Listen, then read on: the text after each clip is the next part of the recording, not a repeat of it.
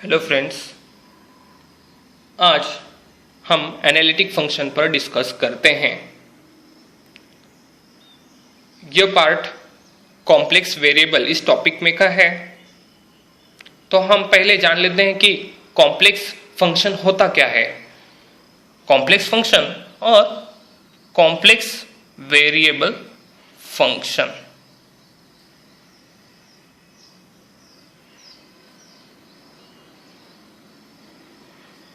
तो इसका फॉर्म ऐसे होता है z equal to u plus i v. तो हम बढ़ते हैं फंक्शन की ओर। एफ ऑफ जेड कैसे होगा?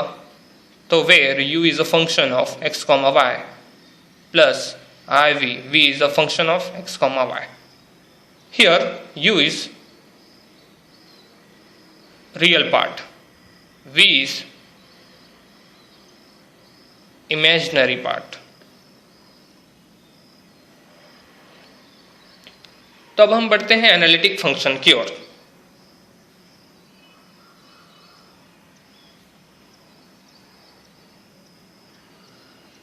जब कोई कॉम्प्लेक्स वेरिएबल में खास प्रॉपर्टीज होती हैं तब हम उसे एनालिटिक फंक्शन कहते हैं।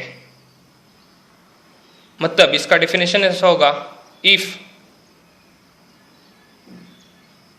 कॉम्प्लेक्स variable contains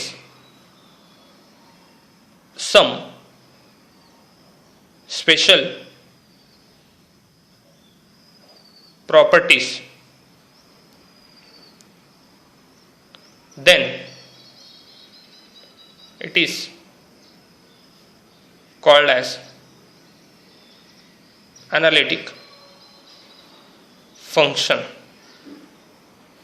तो स्पेशल प्रॉपर्टीज हैं क्या? तो special properties are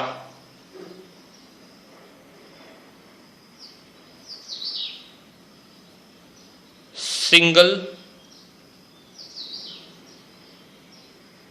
valued function. Second, वह कंटिन्यूअस और यूनिक डेरिवेटिव होना चाहिए। Continuous and unique derivative at each point of its domain।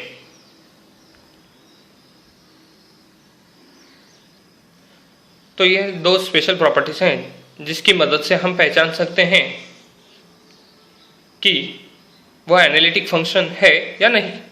पर अगर हमें एग्जाम में क्वेश्चन पूछा जाता है कि check whether it is analytic और नॉट, तब हम कैसे जल्द से जल्द उसे पहचान सकते हैं कि वह एनालिटिक है या नहीं? तो इसके लिए एक शॉर्टकट मेथड है जिसे कॉची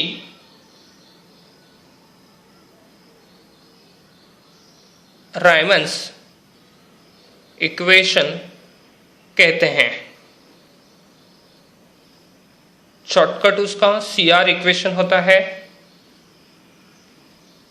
तो हम इसे एक शॉर्टकट मेथड मान लेते हैं।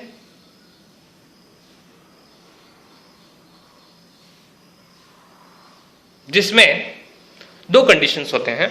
पहली कंडीशन है कि del u by del x is equals to del v by del y।